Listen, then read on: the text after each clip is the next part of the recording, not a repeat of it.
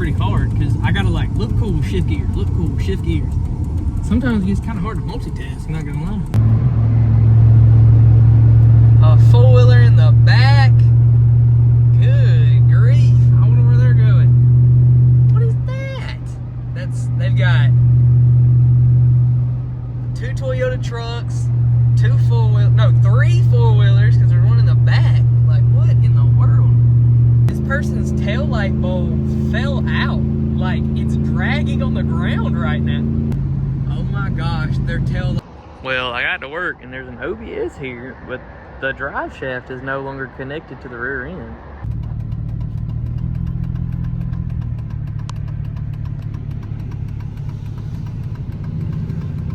Really chopping right now.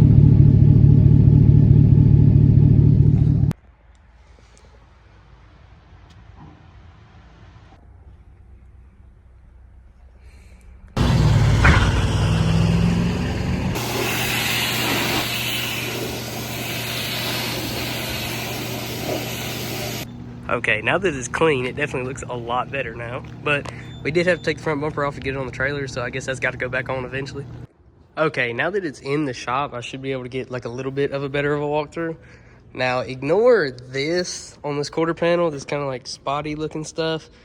That's just from the degreaser we use. So once I go through like an actual car wash with some normal soap and good brushes, that'll all come off. But move to the interior. Probably the cleanest GTO interior I've ever seen, except for somebody wrote Taterhead 29 on there, which I don't know what that means. And then it's missing like this little back piece off of the shifter. But besides that, it's probably the cleanest I've ever seen. And now to the seats. As you can tell, they're very blue. But on the GTOs, the fuel pump is in the trunk. So there's like 4 bolts underneath it I got to take out. And then this should all just pull back. And then I got the fuel pump with the car, so theoretically I should just be able to swap that out, and then my 5.7 with long tubes should be running circles around Hellcats and stuff.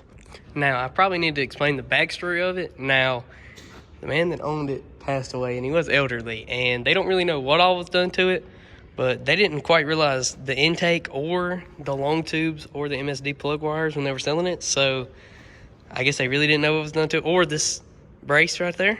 But hopefully, since they don't know if anything else is done to it because they didn't even know this was done to it, hopefully it has a cam and a converter, and they just didn't know that.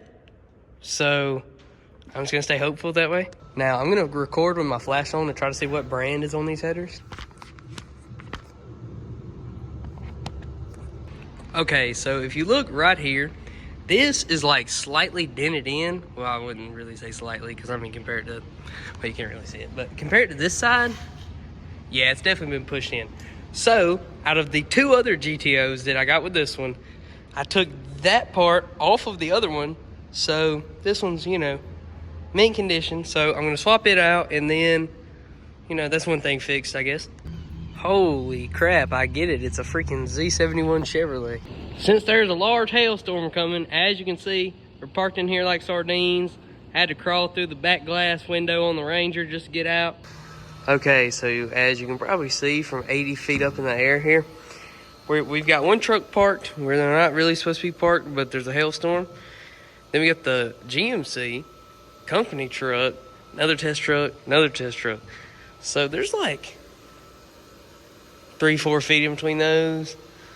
These are all going to be like terrible to get out.